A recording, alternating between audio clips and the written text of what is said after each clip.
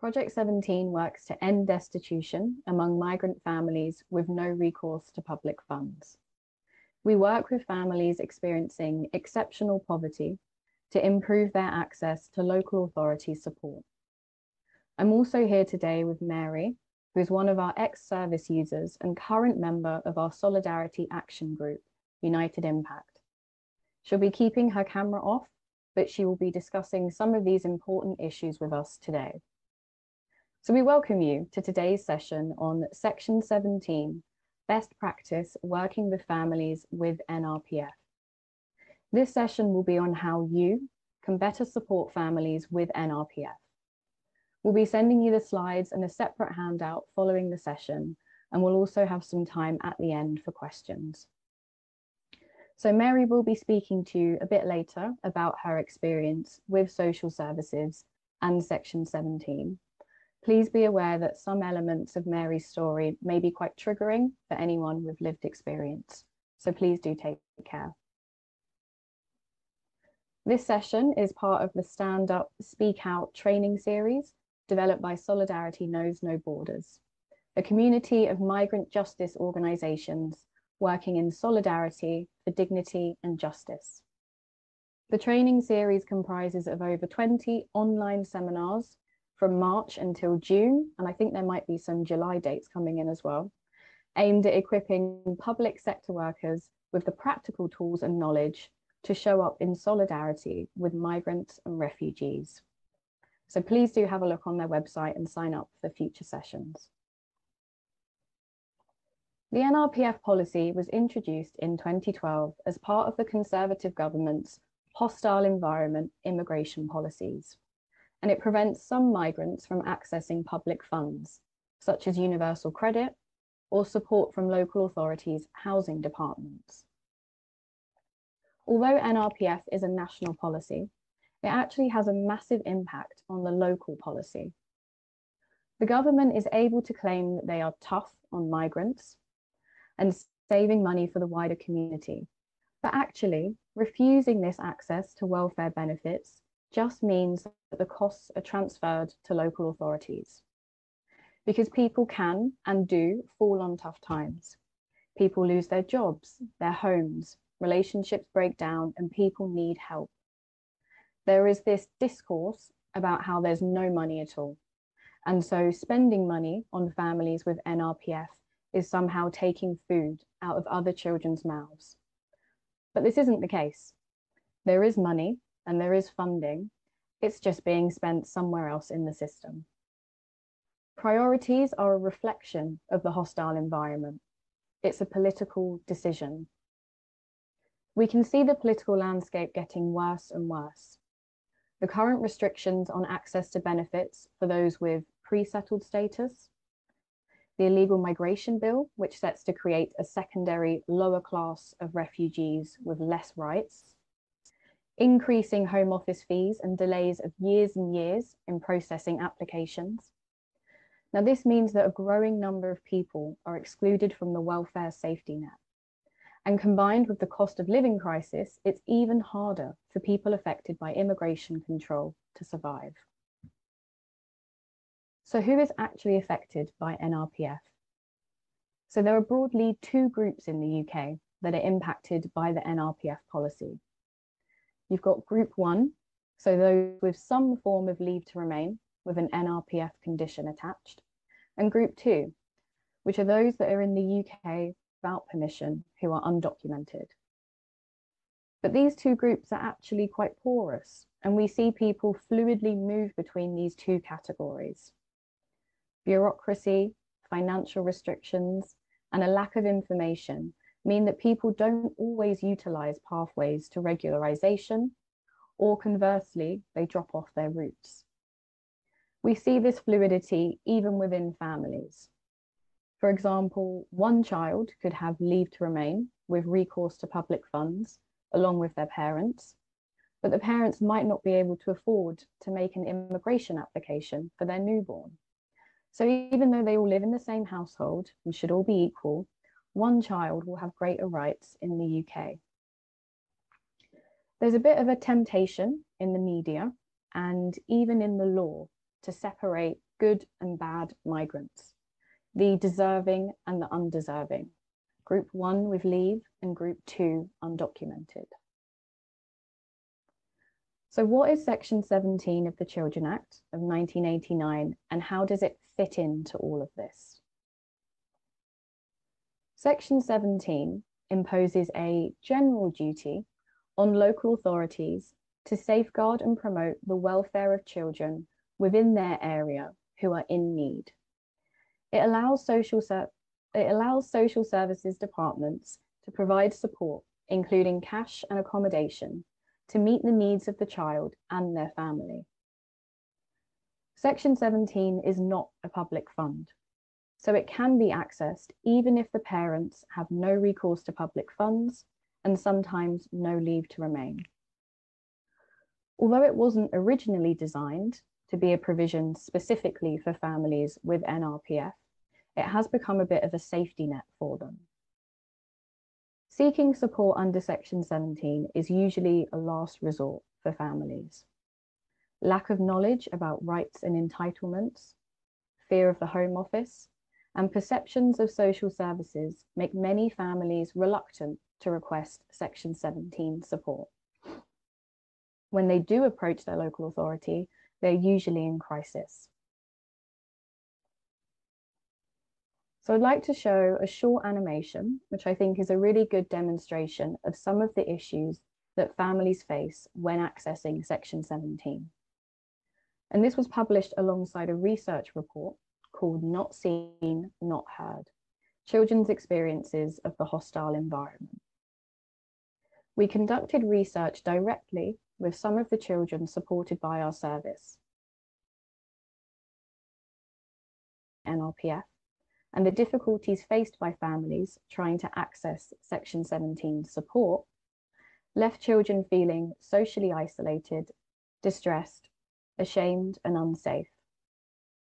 The findings of the report are summarized in this animation, which tells the story of Joel and his mother, and the voice of the child is the real Joel.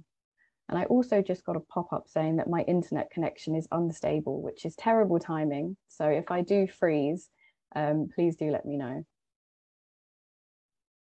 Notion has been the centerpiece of my workflow. It's quite literally an extension of my brain. We had to keep going to McDonald's every night, and we would also go to A&E. I would have to wear my school clothes and sleep like that. The chairs were hard. I felt sorry for my mom because she had to stay up and my head had to be on her lap. Her eyes were open like 24/7, all night and all day, so she could watch over me. Joel is 9. His mother came to the UK 10 years ago from Nigeria. Joel was born here and has never left the UK. All the children in the UK have the right to a home and enough food to eat. But it's not like that for everyone. Many families like mine don't have a home or enough to eat. Section 17 of the Children Act 1989 places a duty on local authorities to safeguard and promote the welfare of children in need in their area. This has become an essential safety net for children whose parents are unable to access mainstream welfare support because of their immigration status. But thousands of children in need are being failed by local authorities and slipping through this safety net. No one would help us, and we asked them, the social services, but all they can do is all they've done. I don't understand that. Children like Joel are regularly being left street homeless, without enough money to eat or get to school, and in unsafe and unsuitable housing. Anytime I said, Mom, can we go home? I forgot that we didn't have a home, so I couldn't. My mom said, which home? And I said, oh yeah, we don't have a home. Then I didn't want to talk anymore. Joel and his mum slept in the accident and emergency department for several nights while a lawyer threatened to take the local authority to court. Eventually, the council put them in a hostel. I don't feel safe. At 3 a.m., someone broke a door in the house. People were fighting. They are waiting for the Home Office to make a decision on their application. This means that Joel's mum isn't allowed to work or claim benefits, so sometimes they don't have enough to eat. Because of his mum's immigration status, Joel can't even get free school meals at school. Even his school feels like a hostile environment. It makes me feel really, really different. All the other people are having school dinners and I am having nothing. Thousands of other children are living in the same situation. What would you change about what happened? I would elect the social services to help people so that they don't stay in the cold like my family did. Every child should be like every other child. Some children should not feel different, meaning less equal to others. Join our campaign to make sure local authorities meet all children's essential needs, regardless of immigration status. To find out more, visit our website.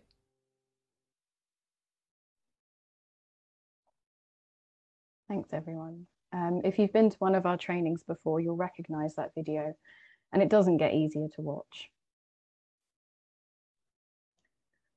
Some families may be excluded from long-term Section 17 support due to their immigration status under something called Schedule 3 of the Nationality, Immigration and Asylum Act of 2002.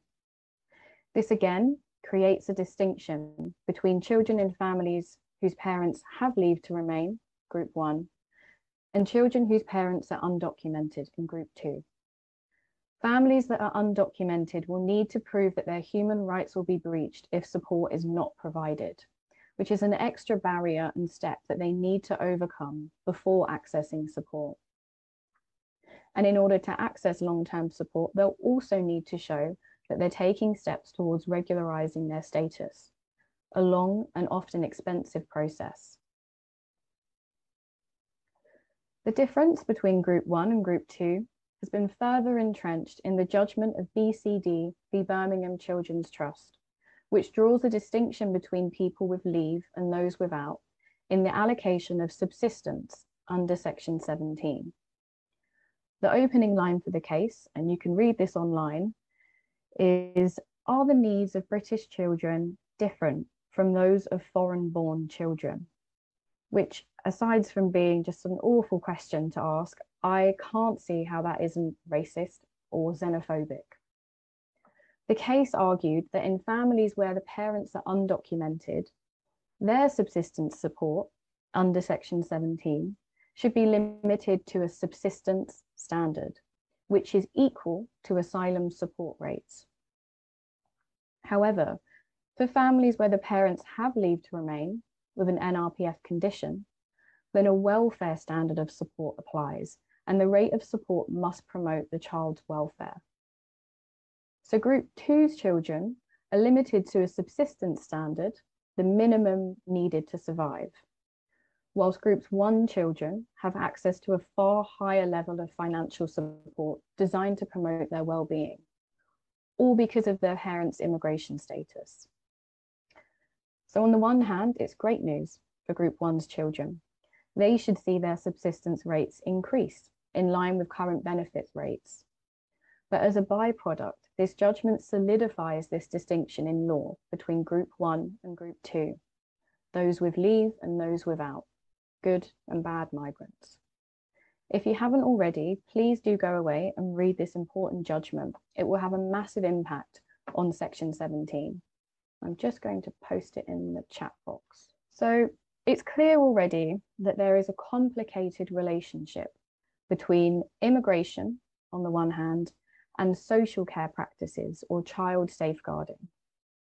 The principle of the best interests of the child sit uneasily with hostile immigration policies, which allocate support based on immigration status rather than on need.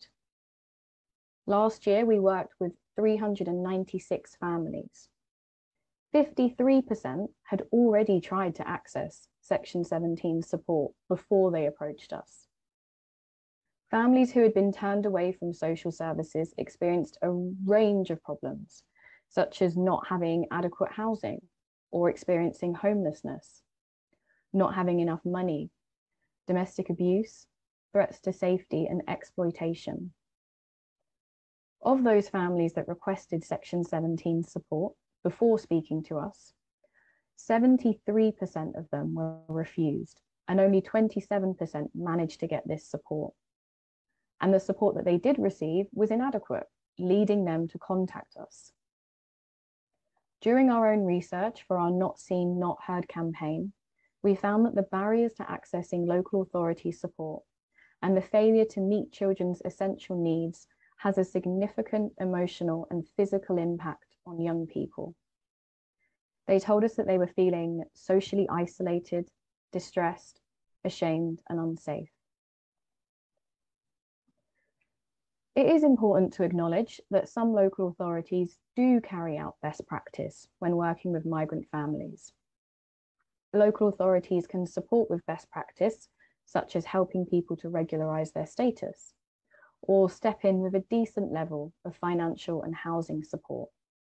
And all of these are relatively cheap in comparison to the cost of rectifying a broken community in the long term. If you're aware that your local authority carries out any of these examples of best practice, please do pop some information in the chat box for the rest of the group.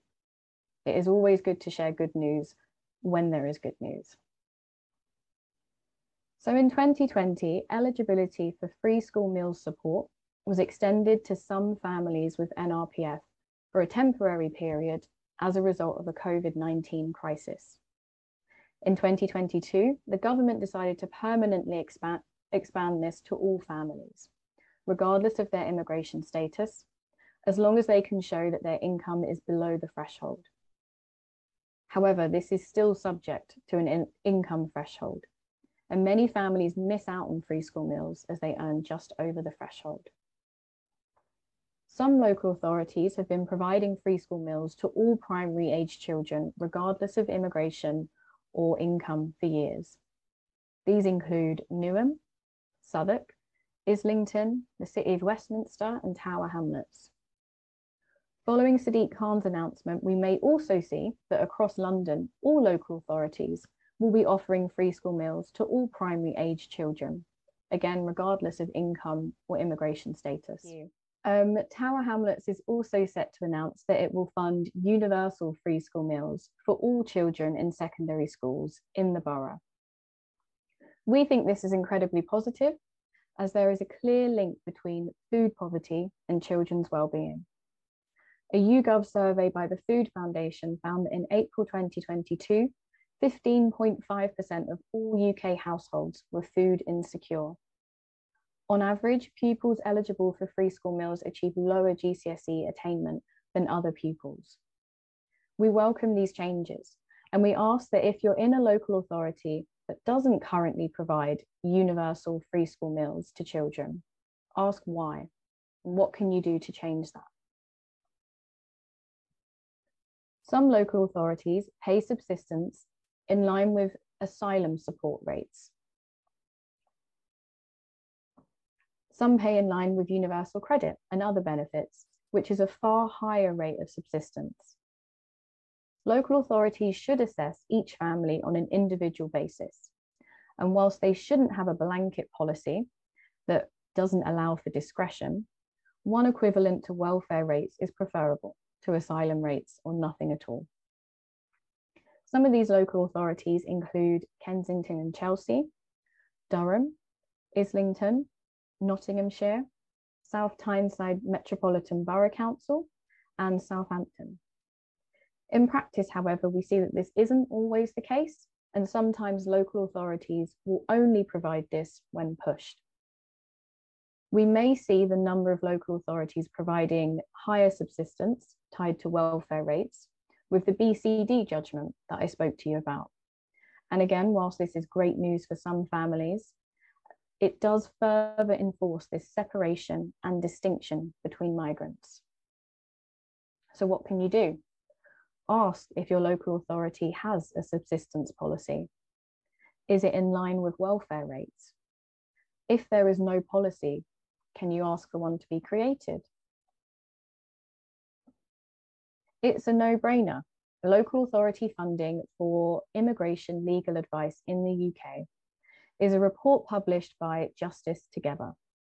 In this, it's claimed that there is a clear cost benefit in all of the local authority funded or commissioned immigration advice schemes. These savings come from obtaining immigration status and/or access to public funds for individuals to whom the local authority has a duty, for example, those in Section 17 support. Other cited benefits include better public health and community cohesion. Through our experiences working with local authorities, we know that some have referral pathways with immigration firms, such as Lewisham with Southwark Law Centre or Newham with Praxis. Others can provide one-off payments for things like passports, and we've seen this happen in Redbridge before. We know that it's possible, and we know that it has a positive long-term impact for all those involved. We welcome policies that focus on holistic support for the family, which takes into account the very specific and often urgent need for immigration advice. Does your local authority have a referral pathway to another organisation? Do you have a signposting list that you can provide to clients? Do you have an in-house solicitor, perhaps? Have a read of this report and speak to your team about the importance of a timely immigration referral. Finally, destitute pregnant people with no other children can access support from adult social services under the Care Act 2004, under a discretionary provision in Section 19(1). However, it can be really difficult for people practically to get this help. We're aware that some local authorities can provide Section 17 support to pregnant people months before their due date in preparation of the birth. This approach acknowledges that the child, when born, will be in need and that the local authority has a duty to support. We think this approach is proactive and certainly in the best interest of the family. We're aware that Tower Hamlets and Newham have offered Section 17 support in the earlier stages of pregnancy. Does your local authority have a policy on this? What's your experience working with pregnant people and how easy is it to access support? So we've seen some examples of good practice and why it's important. But unfortunately, we also see repeated patterns of bad practice. And again, please do drop a message in the chat box if your local authority is guilty of any of these examples of bad practice, and we can talk about it at the end. Section 17 subsistence rates, as I've said, are often tied to asylum support rates. And this is because this is the amount that has been determined is the minimum amount necessary in order to avoid destitution. Currently, this is £45 per person per week, with some uplifts for pregnant people and younger children. Many local authorities claim to provide asylum support rates, but actually they give the old rates, which changed a number of years ago. The policy has just never been updated. So some families continue to receive £37 per person per week. In our last Freedom of Information request, around 25 local authorities that responded were paying unlawfully low subsistence rates. We're also aware that some local authorities, like Havering and Milton Keynes, often only provide money for the child and not for the adults. With the rising cost of living, we think that all local authorities should strive to provide at least welfare rates as a minimum to all families. Again, ask if your local authority has a policy for this. If it's low, can you ask for a review? And please do get in touch with us as well if you'd like to speak more about this. Unfortunately, many local authorities that we work with hardly involve children in their child in need assessments.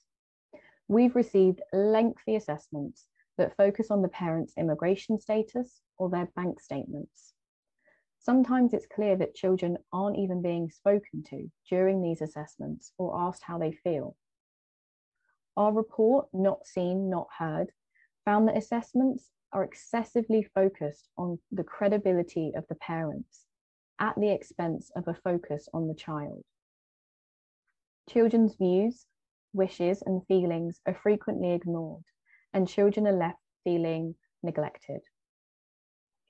We think this is really bad practice, as all assessments should have the child's well-being as the primary focus. We would like to see local authorities centering the child during assessments and ensuring that their voices are heard. In section 17, there's also no framework for the quality of accommodation. Now, this is in contrast to someone in mainstream accommodation, so someone who has recourse to public funds and has made a homelessness application, for example. There is a mainstream framework for that, although it's not always abided by, but there's at least further support, such as an allocated housing officer, a complaints procedure, an ombudsman, a standardized judicial review for suitability of accommodation. Some issues that we've come across are just simply a bureaucratic nightmare. So lots of families supported by Southwark are often placed in accommodation with no washing machines.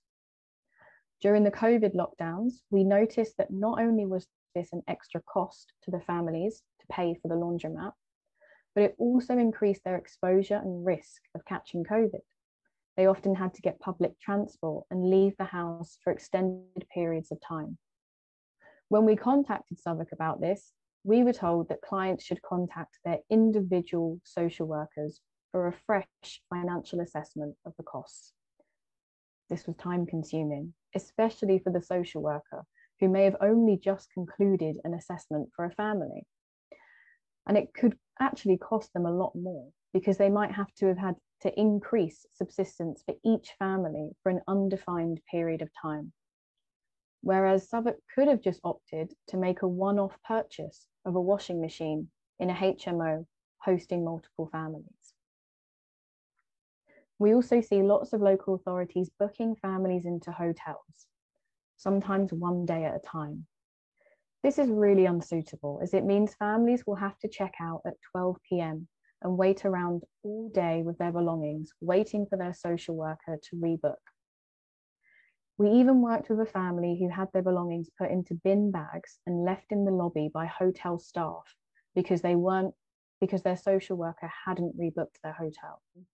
One local authority in particular that are guilty of this are Redbridge, unfortunately. Another issue with hotel bookings is that families often have limited or no access to a kitchen. Sometimes they won't even have a kettle in their room. This really limits the type of food that people can eat to pre-made hot food, which is very expensive for 3 meals a day, or dried packaged food that doesn't require refrigeration or warming up. And it can really affect people's diets and their health. It's also concerning when mothers of newborns aren't able to warm up food or milk in the microwave for their baby. Local authorities also provide accommodation outside of the local area, boroughs, and for local authorities in London, sometimes far outside of London. We've had families from Brent placed in Birmingham. This is really disruptive, and it happens even when children are taking important exams such as A-levels or GCSEs. Most of the time, families are also forced to make their own arrangements for travel. Local authorities, such as Croydon, also put families in particularly large HMOs that have lots of disrepair issues, and the issue of mold and dampness comes up repeatedly. We would like to see children taken into consideration when allocating accommodation. Is it a reasonable distance from their school? Is it overcrowded? Do they have space to play and do their homework? Do they have access to a kitchen to prepare healthy and nutritious meals? Is it suitable for a child to wait around all day until a hotel is rebooked? Finally, many local authorities don't have a proper policy or procedure for what happens once someone is granted recourse to public funds. Some local authorities, such as Greenwich, carry out good practice and will wait until universal credit is awarded before giving a termination letter, and usually refer to the housing department themselves. On the other hand, Croydon and most others will terminate 4 weeks on from when people get recourse. However, it takes a lot longer than 4 weeks to actually apply for, be granted, and receive your first universal credit payment, especially if people are waiting on BRPs to be sent. It means families can be left without support for a number of weeks. A particularly bad example of this transition was when one local authority texted a client to Google the housing department in that local authority whilst kicking them out of Section 17 accommodation after they got recourse. Some local authorities have a document that they give to families, a guide on what to do when you get recourse, which can be helpful for clients to read through. But for clients with limited literacy or computer knowledge, help in making a universal credit application or a direct referral to the housing department or even a referral to another charity is much more supportive. So does your local authority have a policy for transitioning from Section 17 to mainstream support? Do you currently support families in making UC applications or refer them to the housing department? What changes can you make to ensure that this process is as easy as possible for the family? Okay, so we've looked at some common practices from local authorities, both good and bad, but it's useful to ground these facts and figures and numbers into real life experiences. Mary from our Solidarity Action Group, United Impact, is here to discuss her experience with NRPF and Section 17. So Mary, thank you for joining us today. I'd first like to start by asking what it's like to have NRPF. Thank you everyone for having me.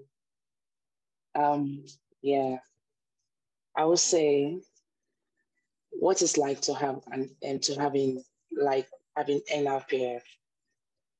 For me, NRPF is like a stopping life, and it also makes you feel like a prisoner. My experience with NRPF, it makes my life unbearable for my family. It affected my children in so many ways mentally. We were stuck in a room, shared apartment that is not suitable for my children to live in. We were sharing with different families of 4 to 5 in one toilet, bathroom, and kitchen, which is not good. Thank you. Thank you. And what led you to needing Section 17 support? My children and I were so close to be homeless because we are living where we are living. We are asked to leave, and that's will make us to be homeless. And did you get this support easily? Absolutely no, not easy.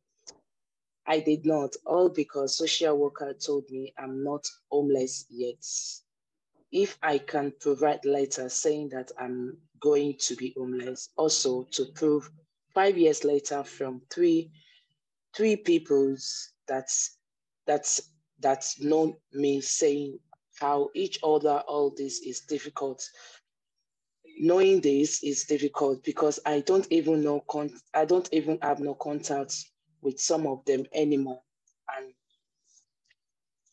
and I still have contacts with two, and with the two I have contact with, scared to do something like that. Then I gave up, but Project 17 called and told me we are going to do this together, and gave me courage because I was so scared that I am going to lose my children. You know, facing this is very unbearable because you're so scared to come out. That's why most people don't want to come out to do this. Yeah, it was Project 17 that helped me out. Thank you, Mary. And what kind of issues did you face? They kept asking, the issue I faced was so horrible. They kept asking the same question and on without no result comes out of it. They makes my life so unbearable for my family. Without having Project 17 beside me, we will be homeless. After giving social worker that what they demanded for. The room given to us, it was horrible sharing with different families, but we had no choice. It shouldn't be that way. That we had no choice because of what is ours. Because we have no choice, we had no choice because of our situation ongoing on ground. It shouldn't be that way. I will have to explain a bit further of that, because it shouldn't really be that way, because you are giving us food, the food that is not even okay for us, the house is not okay for us, so we don't have to speak. So because at least it's better, that's what we are having in our head, that it's better than none. It shouldn't be that way. Yeah, I agree. Sorry, did you experience any of the good or bad practice previously mentioned? I think you spoke a bit before to me about the social worker didn't help you with immigration. Yeah, I didn't get the help with the immigration, and then yeah, I didn't get the help I needed, the experience. Yeah. Okay. And what do you think could be done better?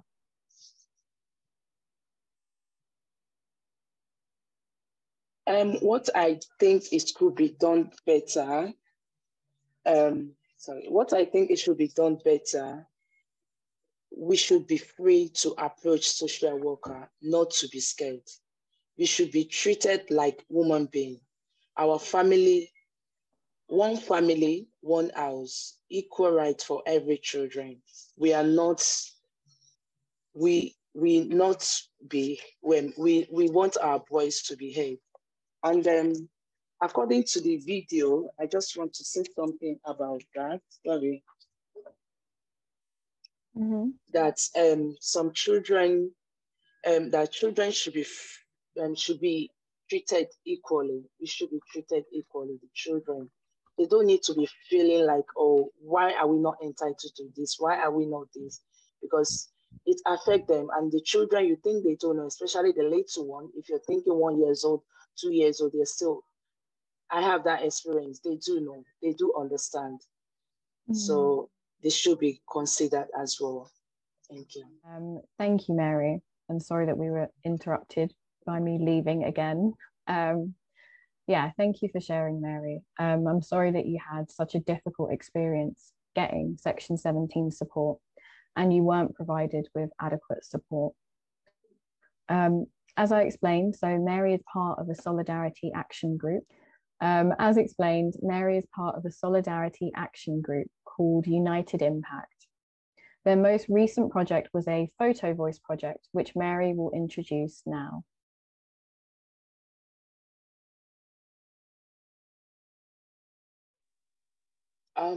Yeah, the narrative of the picture is around immigrants in the UK, often dismissing the balance to balance this narrative. Migrants tell their own story and reveal their way in which immigration policy violate human rights. United Impact's aim is to exploit the lives experience of no recourse to public funds through photograph and writing, which resulted in a photo exhibition last month.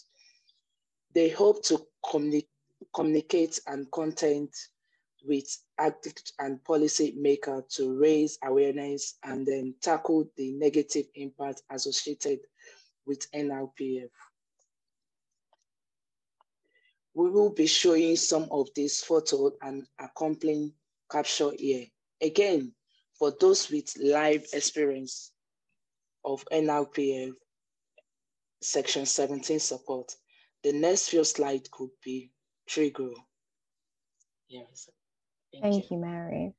So we'll be showing some of the photos from the photo exhibition, and I'll read some of the captions as well. So Kehinde said, "This is the main passage in the building of our shared house. The ceiling is falling in and dangerous. We are scared to walk underneath it." Nelva said, "I live in accommodation provided by Children's Social Services. This is our washing machine that has been broken for a long time. I have to spend an average of £30 a week at the laundrette. This is money that I would spend on food or bills. The social workers and landlords did not reply to my complaints. I have to take the bucket and the basket full at least twice a week because there are 3 of us and my son's school uniforms. Some properties are even provided without washing machines, so we have to wash clothes by hand. Bola said, "This is the state of my kitchen, and this shows the state of the homes provided to us by Children's Social Services. When you raise a disrepair issue or concern, it falls on deaf ears, so we are stuck with the issues and hazards and not enough money to fix it." Amara said, "We are a family of 4, having to share a house with many other families provided by Children's Social Services. As the bathroom is often occupied, my son has had to use the potty in our room, where we also have to sleep, eat, and where the children do homework." Martha said, "This is how bad the black mold is in my place, provided by the NRPF team at Children's Social Services. It is more black in other parts. I emailed the council about it. I spend £100 a week on the electric heater, which leaves us without money for other essentials like food. The bed is close to the walls. It's worse in winter." Olayton said, "My shared accommodation was provided by the NRPF team of Children's Social Services. Another tenant takes hard drugs. He forgot to put this in the rubbish after his use. I'm very worried about the safety of my children." Tosin said, "Many parents are required to purchase school uniforms, which cost around £320 to £350 per child. Yesterday, my son ripped his trousers, so I have to buy him a new pair. This becomes more expensive and difficult for families. Families with NRPF rely on charities for uniforms, shoes, clothes, and hygiene products. When this cannot be provided, children have to go without or go to school in ripped clothes. This leads to bullying and other mental health issues." Fiona said, "Our first impression of this property, given by Children's Social Services, was so bad I had to complain about it. The door did not lock properly and was not safe. After a week with no response, they eventually came to fix it. It's sad for people living in this kind of environment, people without good luck. I want to share my concern about the kinds of housing given to families with kids. The council really needs to look at the properties beforehand. Poor quality housing is provided. It has a bad impact on people's mental health." From Ayanthi, "This is my daughter's drawing. She always wants and draws a big house, but because we are not entitled to public funds, it's very hard to afford. She expresses her wishes and emotions in her drawing book." Francesca said, "We have to stay in the park to play, even though it's cold, because there's not enough space inside at home to play, and we don't have a garden or outdoor toys for the kids to play." And we'll end slightly on a nicer note. So Mary says, "My kids are so happy with our new apartment. They have more space to go up and down the room playing. I feel less stressed seeing them happily playing." So these photos are powerful, and they show the real life experience of families in Section 17 support. So what can we do to change this? So I'd like to share a new toolkit that's been developed with the University of Plymouth, the BASWA Immigration, Asylum and Trafficking Special Interest Group, it's a bit of a mouthful, and the Institute for Community Research and Development at the University of Wolverhampton. The toolkit uses a human rights approach to explain the NRPF rule and its implications for child welfare and social work practice. The toolkit includes sections explaining what the NRPF rule is, eligibility for services, local authority support, and NRPF specific practice. And it includes questions for reflection and links to case law throughout.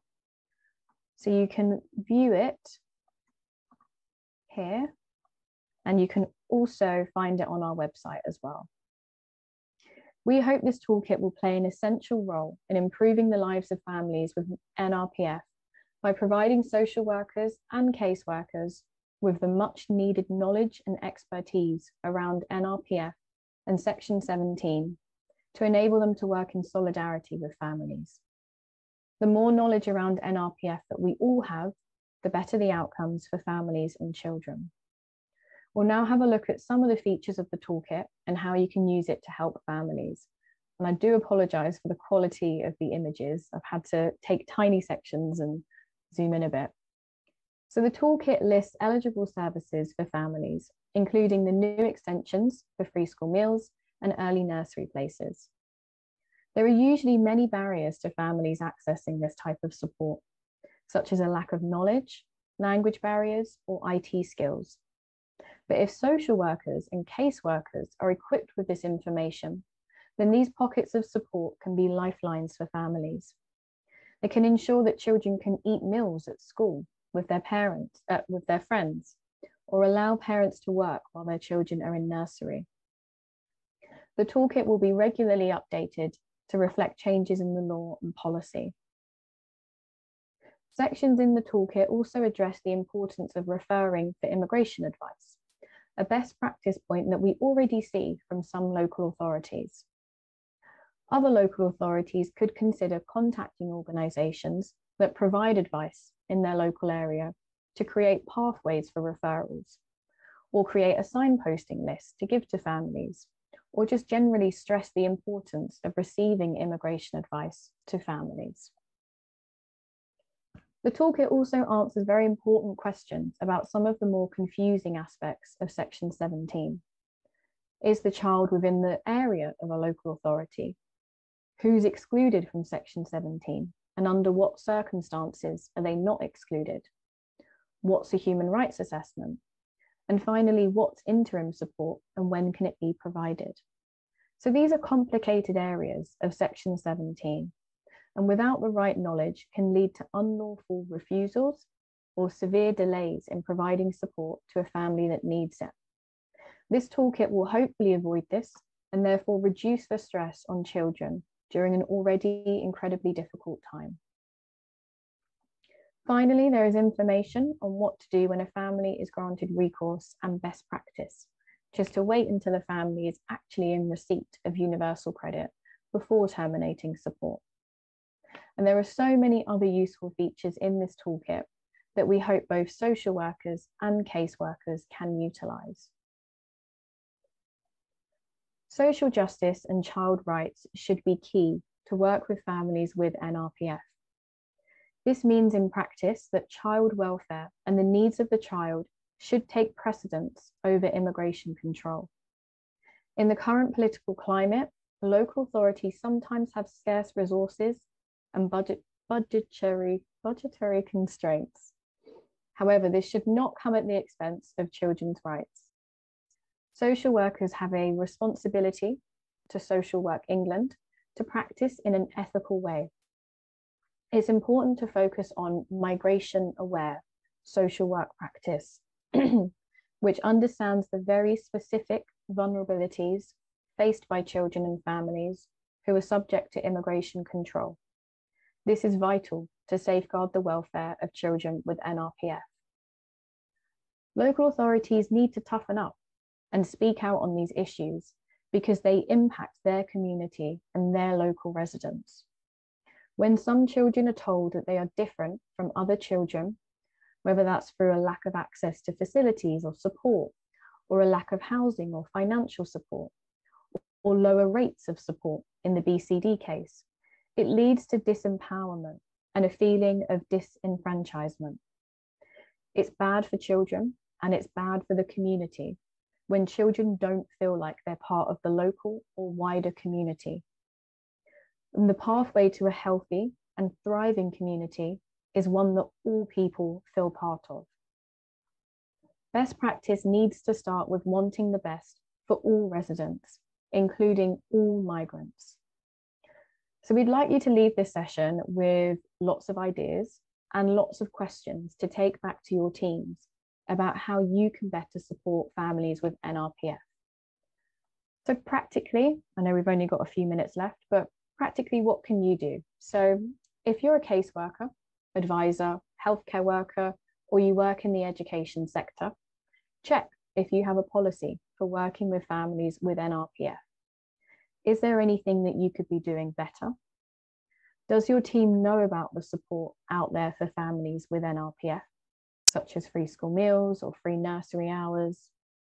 Do you understand Section 17 and how to refer families? Could you attend one of our trainings or call our advice line? And if you're a social worker or a caseworker within an NRPF team, ask to see your local authority's policies on subsistence and accommodation.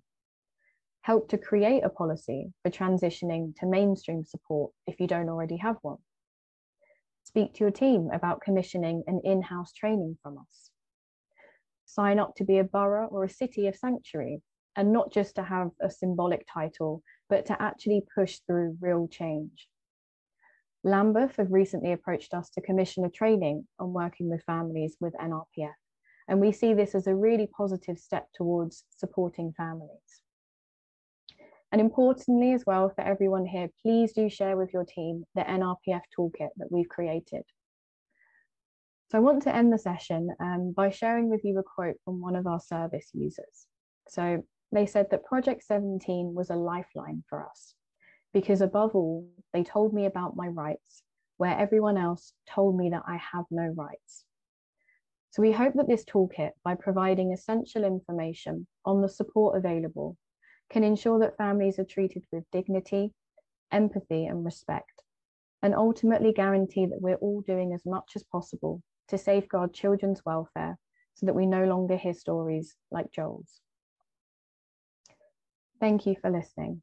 We provide online training once a month, and we also provide in-house training for local authorities and organisations. Feel free to get in touch about the different sessions that we offer, and you can find more information on our website. We also have an advice line for professionals working with families with NRPF. We can provide further advice on housing, finance, and general support options. We can't provide immigration advice. The number is on the screen now and also on our website. Finally, we also have a number of online resources on our website, including the NRPF toolkit, so please do have a look. Thank you, everyone. I'm going to stay on for as long as needed for if there are any questions. I'm aware that Mary has to leave at 2 o'clock on the dot, but I can stay on. I'm just going to have a look in the chat box and the Q&A box. Okay, so someone has said, how do we request the toolkit, please? So it's on our website, and there is a link in the chat box as well. Julie has said, in our local authority, children in unsuitable hotels and B&Bs through social services are getting more and more prevalent across the board, regardless of immigration status. The council have said that there just aren't the properties available. How do you argue with blanket statements like that when supporting individual families? Yeah, it's really difficult. I understand that housing is difficult to come across, especially in London as well. What I would probably recommend in these sort of circumstances is getting advice from a community care solicitor. They'll be able to advise on whether the kind of accommodation that's been provided is actually unlawful. But I do understand that it is really difficult when housing is so scarce at the moment.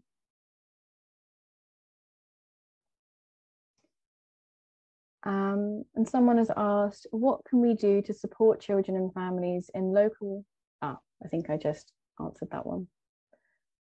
Who is the contact at a local authority to ask about their policy on subsistence and housing for people with NRPF? So you can get in touch with the sort of general MASH or NRPF email address, which should be available on their website. If it's not, get in touch with us. We do have a list. And then they should be able to redirect you to a team manager. But yeah, it should be like a team manager that can provide that. And then Jack has said, I work with the NHS. Can you share any good examples of working policies within healthcare? We don't currently have one and would like to work towards this. That's really interesting. I'm not sure that I know of any off the top of my head, but I'm going to speak to my colleagues about that. And maybe if you drop your email address or get in touch with our email address, we can get in touch with you. Okay, thanks everyone. If there are any more questions, I can stay around. And thank you for all of your comments. I'll be sending a handout as well afterwards and the slides. Yeah, thank you, Sydney. Bye, everyone. Thank you for joining us, listening. Mary. Thank you. Thank you so much. Bye. Bye. Okay, I don't think we have any more questions. Thanks so much, Sydney. Okay, great. Thank you, everyone. Okay. Bye-bye. Cheers. Thanks, Brian. Bye, everyone.